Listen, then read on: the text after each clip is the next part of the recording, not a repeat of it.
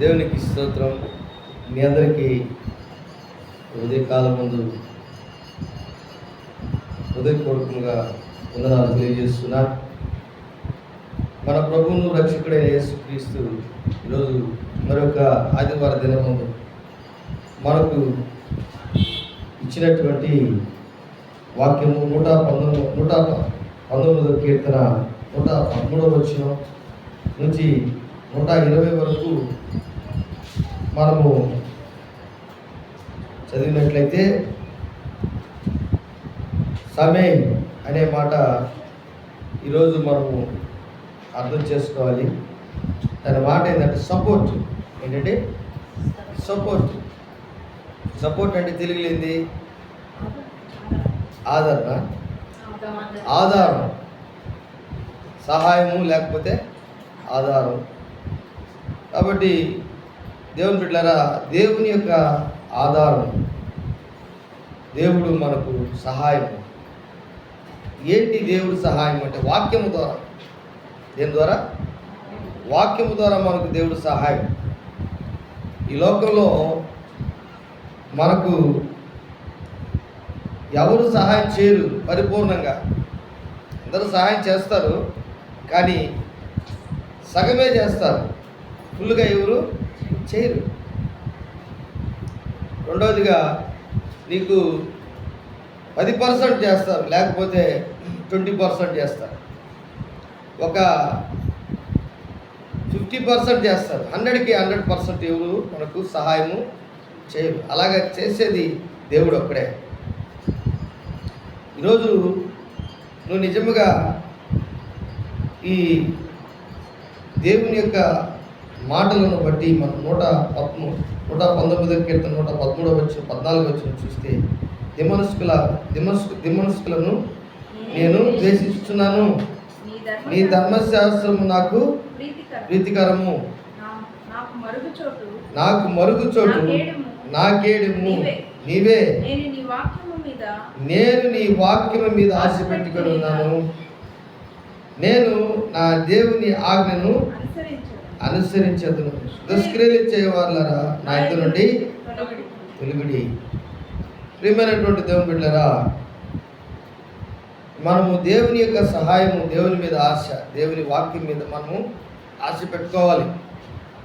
చాలామందికి ఈరోజు 2 మనసులు కలిగి ఉంటారు. ద్విమనస్కులు అంటే 2 మనసులు, 2 ఆలోచనలు, 2 మాటలు లేరా? 2 మాటలు లేరా? 2 ఆలోచనలు కలిగిన వాళ్ళు లేరా?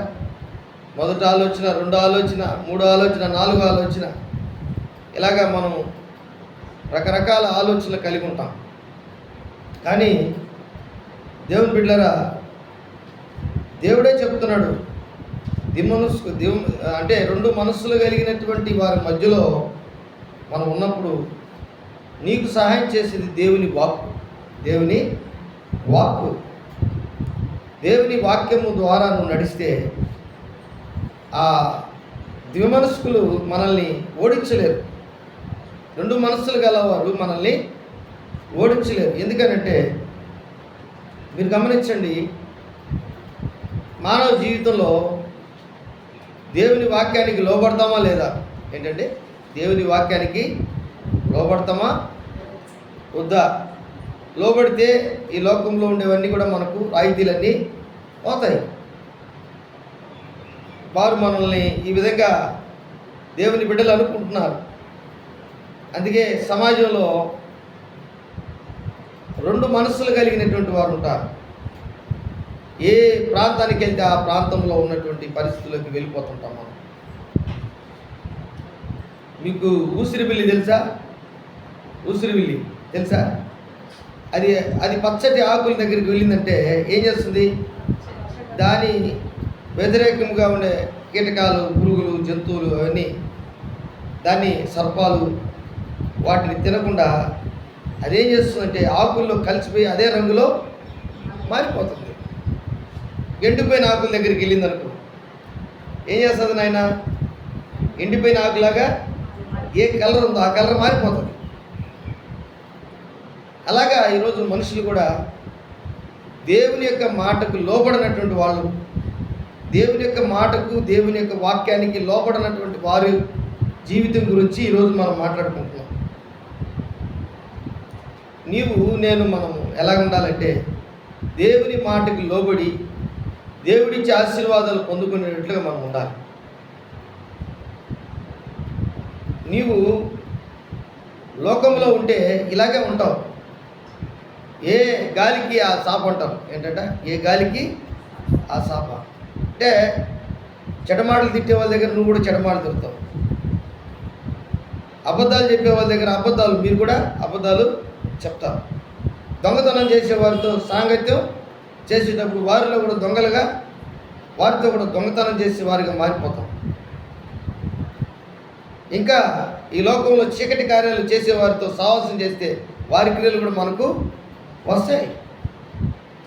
మంచి వారితో సాహసం చేస్తే మంచి క్రియలు వస్తాయి. ఇలాగా మానవాళి జీవితంలో ఎన్నో జరుగుతూ ఉంటాయి. తల్లిదండ్రులు కూడా చెప్తూ ఉంటారు, నాయనా నువ్వు చెడ్డవారితో సహవాసము చేయకు. మన పిల్లలకు చెప్తూ ఉంటాం, మన బంధువులకు చెప్తూ ఉంటాం, మన కన్న బిడ్డలకి చెప్తూ ఉంటాం, చెడు సహవాసం మనకు వద్దు, మనం ఎంతలో ఉండాలి అంతలో ఉండాలి అని చెప్తూ ఉంటాం. కానీ దేవుడు కూడా తన పిల్లలకి చెప్తూనే ఉన్నాడు. ఏమనంటే, మీరు నన్ను విడిచి వెళ్ళొద్దు, నా మాటలను విడిచి వెళ్ళొద్దు, నా యందు భయము భక్తి కలిగి ఉంటే నేను మిమ్మల్ని 1000 తరముల వరకు నేను ఆశీర్వదిస్తాను. అంటే 1000 తరాలంటే ఎంత గొప్ప బ్లెస్సింగ్ తెలుసా? మనం 1, 2, 3, 4 తరాలను లెక్కేసుకుంటాం. కానీ దేవుని యొక్క ఆజ్ఞలను మనం పాటిస్తే, దేవుని యొక్క బిడ్డలముగా మనం ఉంటే 1000 తరముల వరకు మన జీవితాన్ని, మన పిల్లల్ని దేవుడు ఆశీర్వదిస్తాడు, పోషిస్తాడు. ఇది మర్చిపోతున్నాము. కాబట్టి ఈరోజు ఆ విమర్శకులు నీ దగ్గర ఉన్నప్పుడు ద్వేషము కలిగి ధర్మశాస్త్రమును అనుసరింపక ఇష్ట ప్రకారం జీవించే వారికి నువ్వు లోబడకూడదు. నీ ఇష్ట ప్రకారం వారితో నువ్వు సాంగత్యము చేయకూడదు. కాబట్టి సంసోను చూడండి, ఇజ్రాయేలీలకి ఫిలిష్తీయులకి అసలు పడదు. ఆ ఫిలిష్తీయుల్లో ఉన్నటువంటి ఆ ఒక డెలైలానే ఎంతో ప్రేమించాడు. ఏమైపోయినాడు చెప్పండి, ఏమైపోయినాడు? ఒక గాడిద దవడ తీసుకొని 1000 మందిని చంపగలిగినటువంటి పరాక్రమవంతుడు, పరిశుద్ధాత్మ పూర్ణుడు, ఒక బలమైన కట్టడానికి గేటు, ఇనుప గేటు, ఒక పెద్ద ఎవరు మోయలేనటువంటి ఏనుగులు కూడా మోయలేనటువంటి బలం కలిగినటువంటి ఒక్క గేటునే ఆయన ముఖ ద్వారము విసిరి కొట్టేసాడంట. అంటే ఆయన అంత పరాక్రమవంతుడైనటువంటి దేవుని యొక్క చేతిలో ఉన్నాడు కాబట్టి ఆ రోజు ఆ విధంగా ఉన్నాడు. కత్తి లేదు, ఏమి లేదు, సింహాన్ని గొంతు పిసికి చంపేశాడు. ఎంత శక్తి కావాలి? మనం కుక్కనే గొంతు పిసికి చంపలేము. ఒక కుక్క అంతేనా? కోడినే పట్టుకొని నువ్వు కోడిని గొంతు పిసికి చంపాలంటే అది అరిసేస్తుంది, వేరే వాళ్ళకి తెలిసిపోతుంది. అవునా కదా? సింహం క్రూర మృగాలకు అన్నిటికంటే గొప్పది, దాన్నే ఆయన పట్టి చంపేశాడు. 300 నక్కల కంటే ఎక్కువగా ఆయన తోకలకి మంట పెట్టాడు. 300 తోకలు ముడి, ఆ నక్కల తోకలు ముడేసాడు. ఒక నక్క కూడా చెక్కదు. నీకు చెక్తుందా? ఏం పాపడా చెప్పండి. ఒక నక్క నా దగ్గరికి వచ్చిందా, నీకు బిర్యానీ పెడతానంటే వచ్చి తినేసిపోతుంది నక్క? చెప్పండి అమ్మా. ఎప్పుడో నువ్వు అక్కడెక్కడో నువ్వు పోతా ఉంటుంది, 2 మైళ్ళ దూరంలో నీ పక్కనే నేను చూసి ఎప్పుడో వెళ్ళిపోయి ఉంటుంది. దాంట్లో సూడు నక్క ఉంటుంది, మళ్ళా కడుపుతూ ఉంటుంది ఒక నక్క.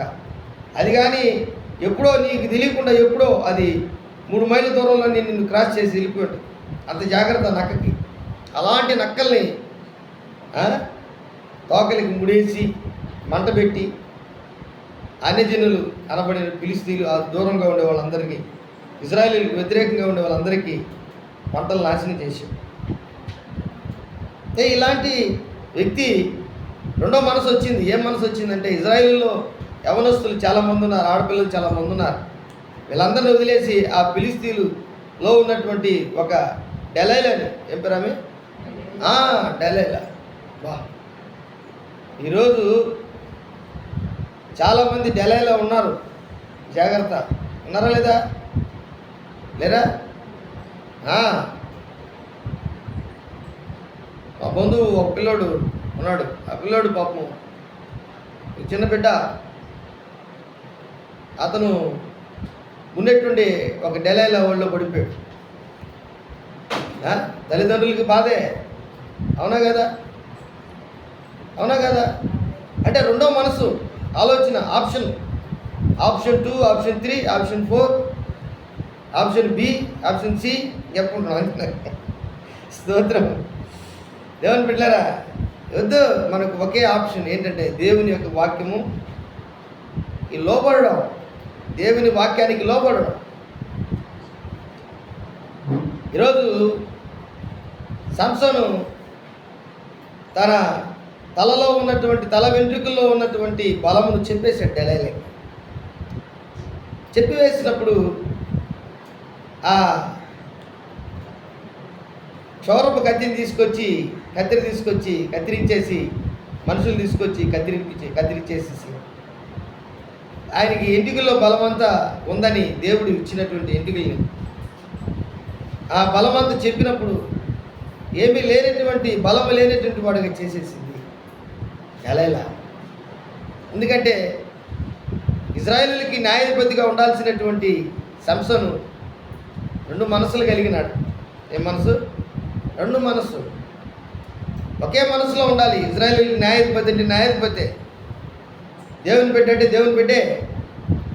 నువ్వు సైతాన్ బిడ్డగా మారిపోవడానికి ఆస్కారం ఏమీ లేదు. నువ్వు మారిపోయావంటే రెండో మనసు నీకు ఆలోచన, దివ్యమనస్సుకులో ఉన్నటువంటి ఆ ఒక ఆలోచన నీకు వచ్చేసింది.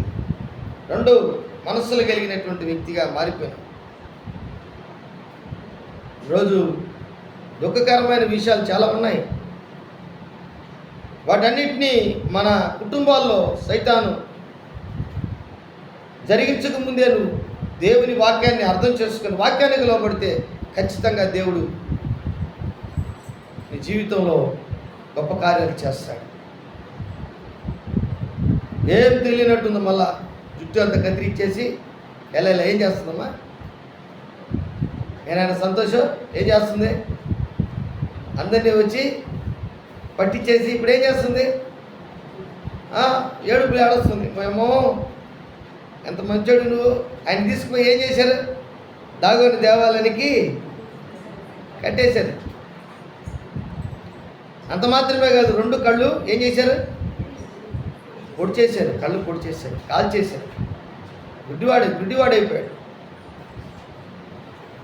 అంత బలవంతుడు, ఇజ్రాయేలీలకి న్యాయాధిపతి. ఏ చిన్న ప్రాబ్లం వచ్చినా ఇజ్రాయేలు పక్షాన్ని యుద్ధం చేసేవాడు, పరాక్రమవంతుడు, బలాఢ్యుడు, దేవుని శక్తి, పరిశుద్ధాత్మ పూర్ణుడు.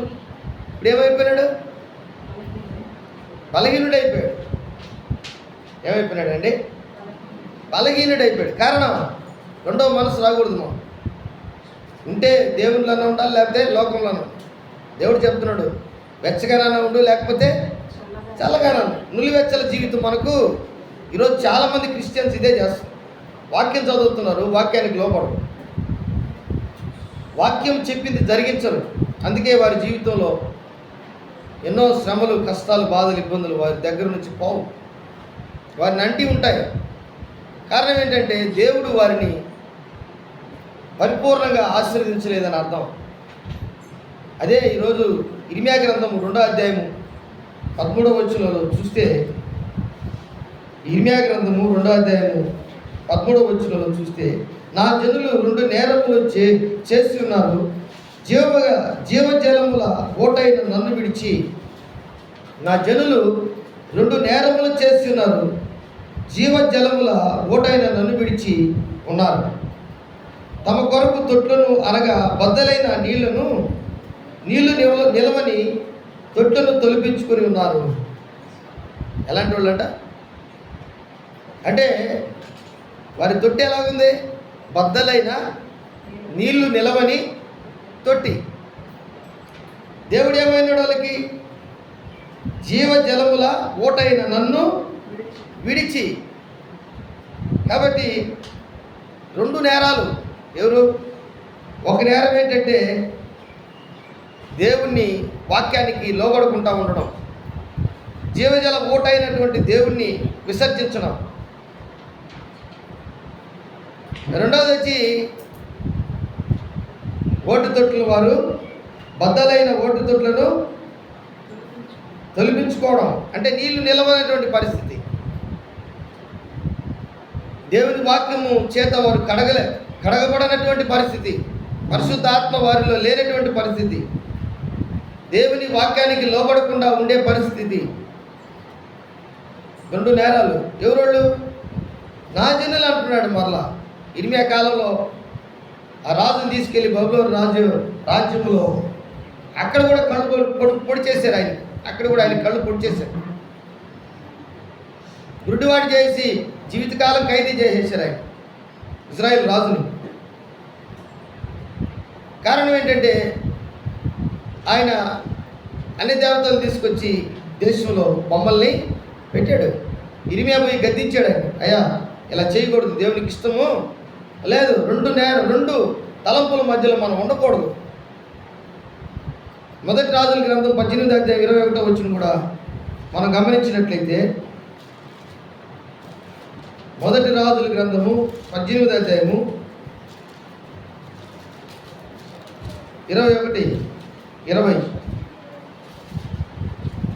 చూడండి. ఆహాబు ఇజ్రాయేలు వారందరి యొద్దకు దూతలను పంపి ప్రవక్తలను కర్మేలు పర్వతము నాకు సమకూర్చెను.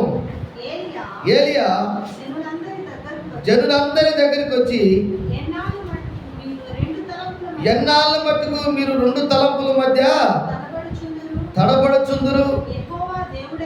యెహోవా దేవుడైతే ఆయనను అనుసరించుడి, బయలు దేవుడైతే వారిని అనుసరించండి. ప్రవక్త ప్రకటన చేయగా జనులు అతనికి ప్రత్యుత్తరముగా ఒక్క మాట అయినను పలకకపోయిరి.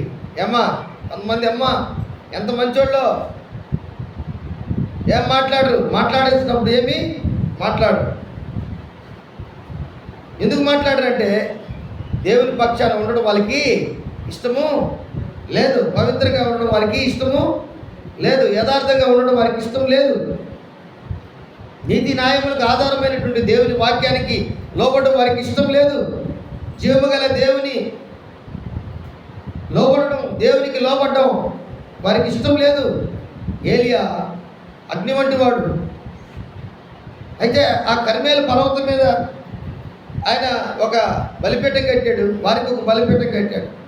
కనీసం వారు అక్కడ బలి ప్రవక్తలు చాలామంది ఉన్నారు, 450 మంది ఉన్నారు.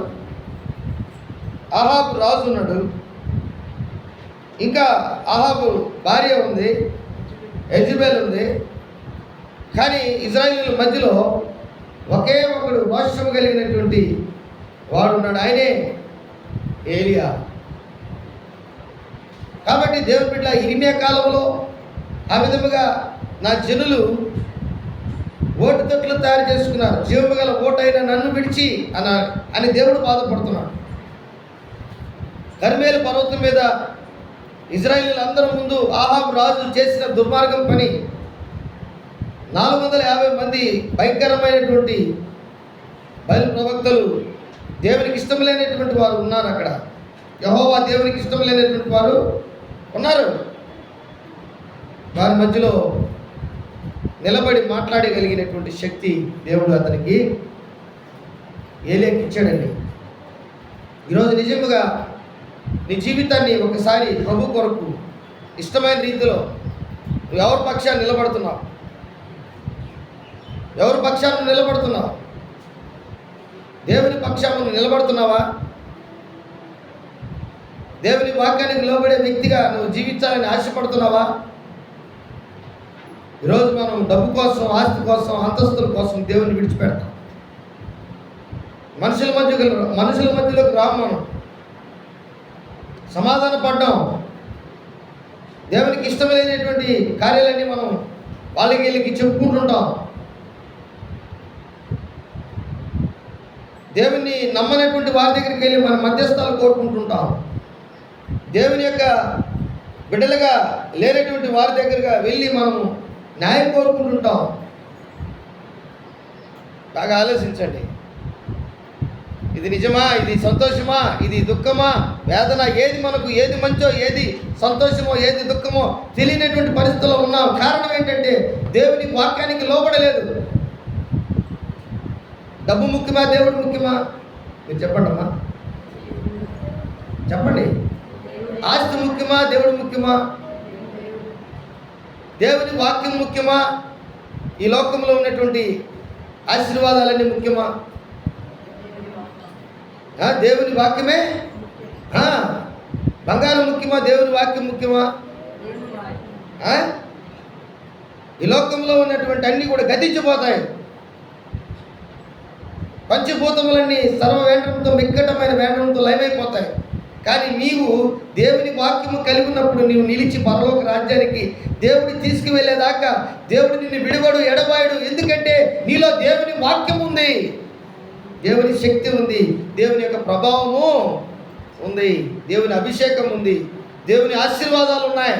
కారణం ఏంటంటే నీవు దేవునికి లోబడుతున్నావు. ఏలియా లోబడ్డాడు. వారు ఒక దూడను వధించి దాన్ని శుద్ధి చేసి బలిపీఠం కట్టి రాళ్ల మీద కట్లు పేర్చి చాలా తుమ్ములు నీళ్లు పోసి అలాగా బయలు ప్రవక్తలను అందరినీ కూడా సాయంకాలం వరకు ఏలియా టైం ఇచ్చాడు వాళ్ళకి.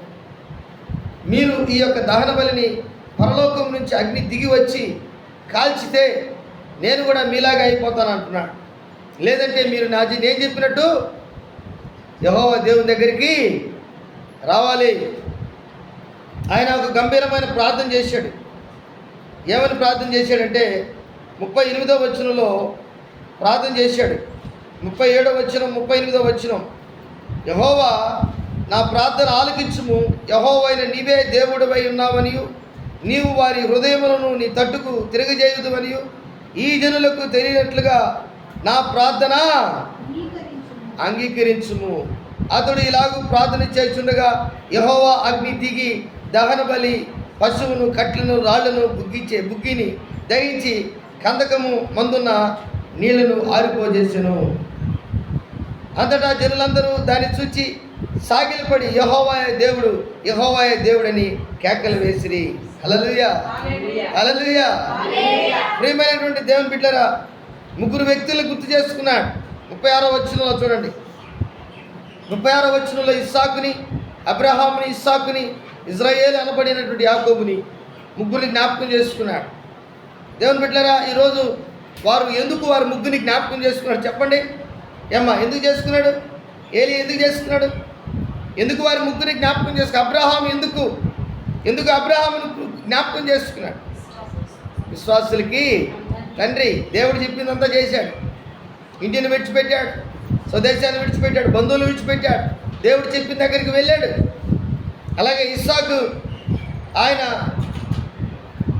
ఒకే భార్య, ఆయనకి నిజమైనటువంటి భయము భక్తి కలిగినటువంటి వాడు, నూరంతలు ఫలము ఫలించినటువంటి వాడు, దేవుని యొక్క వాగ్దాన పుత్రుడు ఆయన.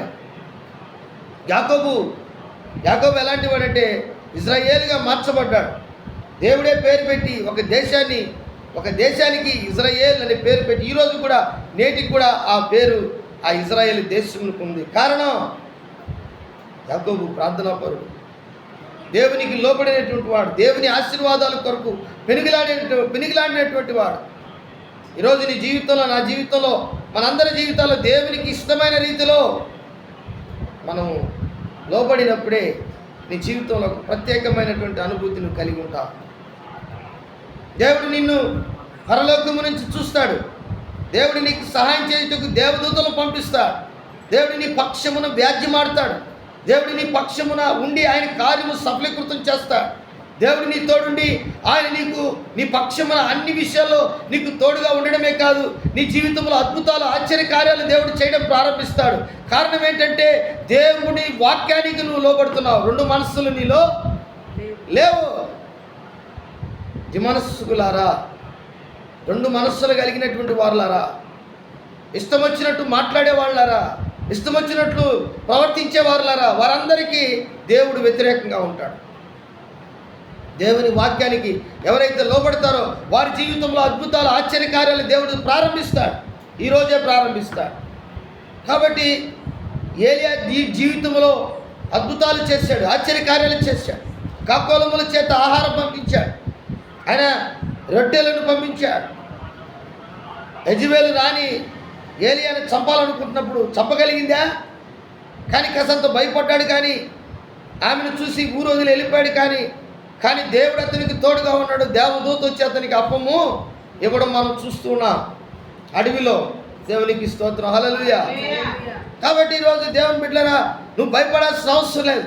ఎటువంటి పరిస్థితుల్లో కూడా నువ్వు దేవుని విడవాల్సిన అవసరమో లేదు. దేవుని వాక్యానికి లోబడి నీ జీవితం ముందుకు వెళ్ళాల్సినటువంటి పరిస్థితి నీకు ఎంతో ఉంది. అందుకే ఈరోజు ఈ వాక్యాన్ని 16వ వచనం చూడండి. నేను బ్రతుకునట్లు 119వ కీర్తన 116వ వచనం. నేను బ్రతుకునట్లు నీ మాట చొప్పున నన్ను ఆదుకొనుము. నా ఆశ భంగమై నేను సిగ్గునందక ఉందునుగాక. హల్లెలూయా. దేవుని బిడ్డగా ఎప్పుడు కూడా నీ తల వంచుకునేట్లుగా దేవుడు చేయడు. ఒకవేళ నీవు అనుకుంటున్నావు భౌతికంగా నీ జీవితం ఎంతో దుఃఖంగా ఉంది, కష్టంగా ఉంది, బాధలో ఉంది, ఇబ్బందుల్లో ఉంది నువ్వు అనుకోవచ్చు. పరిశుద్ధాత్మ దేవుడు ఈరోజు నీతో మాట్లాడుతున్నటువంటి మాట ఏంటంటే, నీవు బ్రతుకున్నట్లు నీ మాట చొప్పున నన్ను ఆదుకొనుము. దేవుడు నిన్ను ఆదుకుంటాడు. దేవుడు నీ ఆశను భంగము చేయకుండా నీ పిల్లలను నిన్న మా ఆంటీ ఒక మాట అన్నది, అయ్యా నీ కుమార్తెకి పెళ్ళి వచ్చేసింది, నువ్వు రెడీ కావాలి, పెళ్లి చేయాలి పిల్లలకి అంటే రెడీగా డబ్బులు ఎత్తి పెట్టాలంటే నేను చెప్పాను, సంతోషంగా చెప్పాను. దేవునికి స్తోత్రం, హల్లెలూయా. ఏం చెప్పానంటే, దేవుని ప్రేమించు వారికి అనగా ఆయన సంకల్పము చొప్పున పిలువబడిన వారికి మేలు కలుగుటకై సమస్తము సమకూడి జరుగుతుంది. దేవుడు జరిగిస్తాడు. హల్లెలూయా. ఒక పెళ్లి కాదు, 4-5 పెళ్ళిళ్ళు కూడా చేసే శక్తిని దేవుడు మనకి ఇస్తాడు. లోకంలో ఉన్నటువంటి ఒక సామెత ఉంది, ఇల్లు కట్టి చూడు పెళ్లి చేసి చూడని. కానీ నువ్వు 10 ఇల్లులు కడతావు, దేవుడు నీకు ఇస్తాడు. హల్లెలూయా. దేని మీద నువ్వు కట్టాలి? ప్రపంచములు దేవుని వాక్యం వలన కట్టబడిన ప్రపంచమే కడితే ఇల్లు కట్టలేవా? దేవుని మాట వింటే, దేవుని మాటకి లోబడితే మన జీవితం లవంగాల పడం మునిగిపోతుంది ఎప్పుడు. ఎందుకంటే నీ ఆశ భంగమైపోతుంది. నువ్వు మాట్లాడాల్సింది దేవుని వాక్యానికి లోబడి నువ్వు మాట్లాడాలి. దేవునికి స్తోత్రం. ప్రార్థన చేసుకుందాం. దేవుడి వాక్యాన్ని దీవించి అందరూ లేచి నిలబడదాం. దేవుడి వాక్యానికి ఎంతమంది లోబడుతున్నారు? చేతులు ఎత్తండి. నిజమేనా? Very good. దేవునికి స్తోత్రం, హల్లెలూయా. అందరూ మీరు లోబడదాం. ఇర్మియా జీవితంలో ఇర్మియా దేవునికి లోబడ్డాడు. ఆయన జీవగలిగిన దేవుని యొక్క జీవజల ఓట అయినటువంటి దేవుని పక్షాన్ని నిలబడ్డాడు. ఏలియా కూడా నిలబడ్డాడు. యెహోవా పక్షమున రోషము కలిగిన వాడిగా నిలబడ్డాడు. నువ్వు కూడా నిలబడతావా? చెప్పండి, నేను నిలబడతాను అనే వాళ్ళు చేతులు ఎత్తండి. స్తోత్రం, స్తోత్రం, స్తోత్రం, స్తోత్రం. హల్లెలూయా, హల్లెలూయా, హల్లెలూయా.